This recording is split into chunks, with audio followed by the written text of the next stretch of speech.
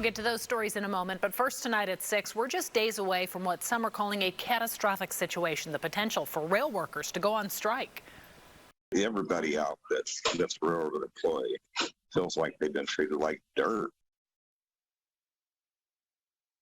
This story matters to everyone watching, and we're going to take a 360 look at all the ways it matters and hear from the various people involved and affected.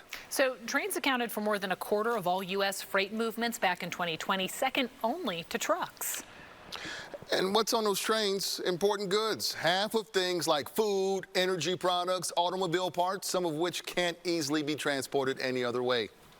Things like rock, coal, big bulk areas, also chemicals, oil and chemicals. All right, now we're going 360 on this topic, providing you perspectives from the many sides to this story. A rail worker and a business professor explain why unions are considering a strike.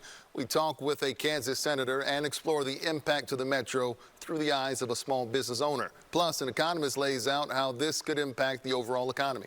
But first, let's start with how we got here. Unions representing railroad workers are at odds with rail companies, not because of pay, but because of personal time. 3 unions have yet to reach a deal. The smallest of those 3 rejected a deal today. The deadline to avert a strike is midnight Friday. A sick time policy along with scheduling are the center of these negotiations. Unions are calling for unpaid time off for workers to go to doctor's appointments, claiming workers get disciplinary points if they take time off. What the industry seems to report is that the unions are very concerned about how workers are called in, on what basis they can be called to work. Rail companies say employees already have paid vacation time and personal leave days. One union member says a strike is a last resort. The railroads are claiming that if we go on strike, it's going to cost our country $2 billion a day. That should tell the importance of what we do. And the timing of this is oh so important. The U.S. economy is still trying to straighten out from supply chain issues induced by this pandemic, and we're just more than 100 days until Christmas, meaning the holiday shopping and shipping season fast approaching. KSHB 41 News anchor Bryant Madrick continues our in-depth coverage with the viewpoints of a small business owner and an economist.